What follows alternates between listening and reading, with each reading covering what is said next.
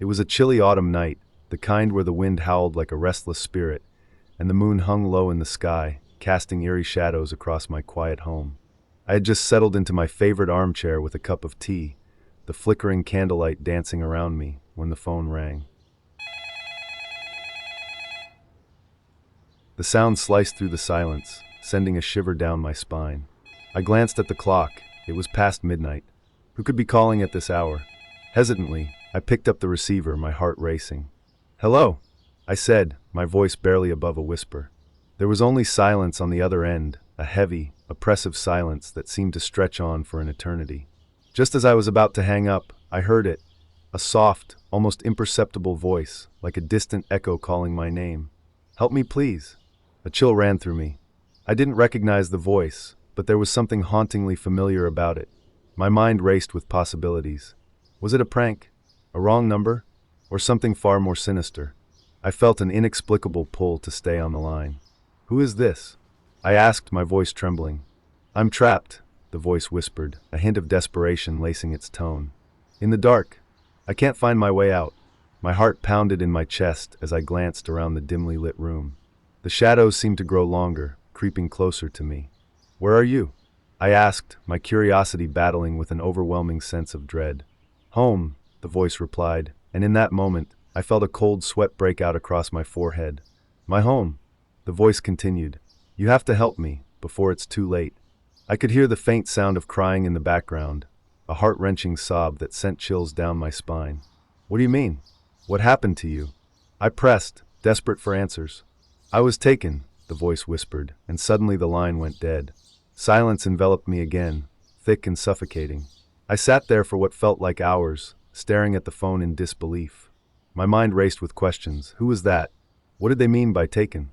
Against my better judgment, I decided to investigate. Grabbing a flashlight, I made my way through the darkened house. Each creak of the floorboards echoed ominously as I moved from room to room, searching for any sign of life or death. The air felt heavy, charged with an energy that made the hairs on my neck stand on end. As I approached the basement door, a sudden wave of cold washed over me. The basement had always unnerved me. It was dark and cramped, filled with shadows that seemed to whisper secrets of their own.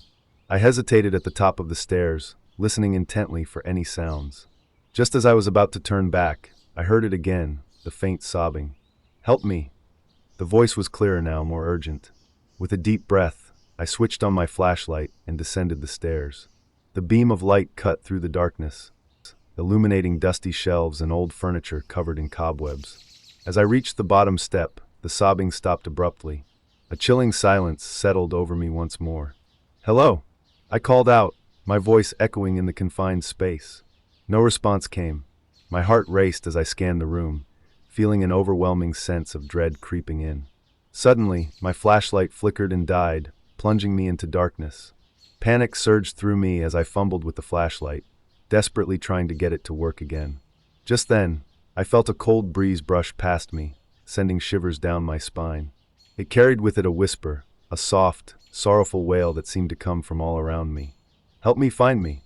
In that moment, I realized the voice was not just in my head. It was real and close, too close.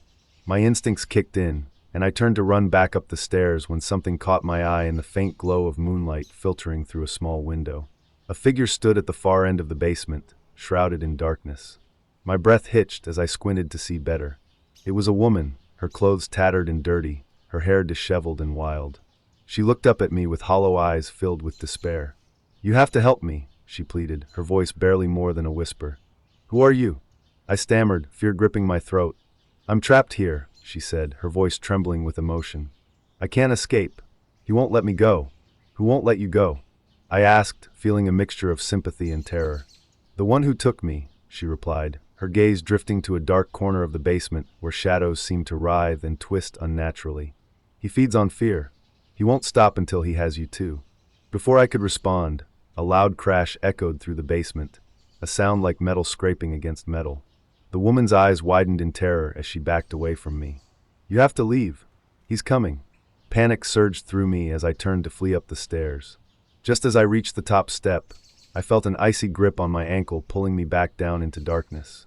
I screamed and struggled against it, but it was too strong. "Help!" I cried out desperately. The woman appeared at the top of the stairs, her face twisted in anguish as she reached for me. You have to fight him. Don't let him take you.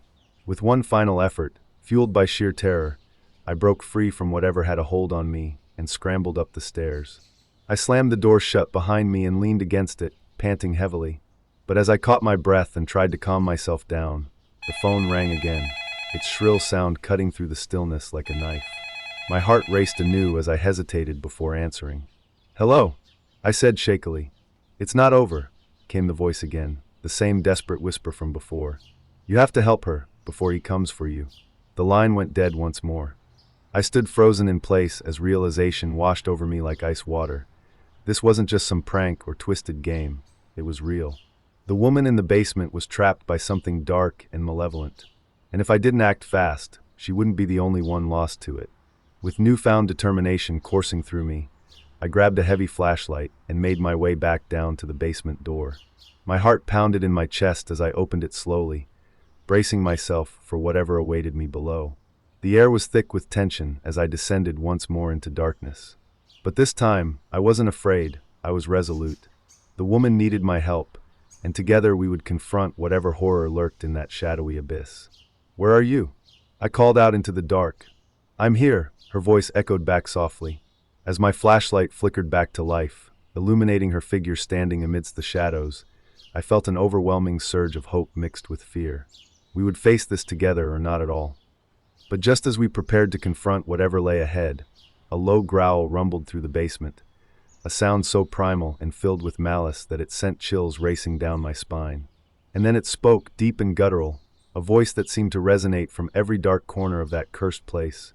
You shouldn't have come back. In that moment, everything changed. The battle for our souls had begun.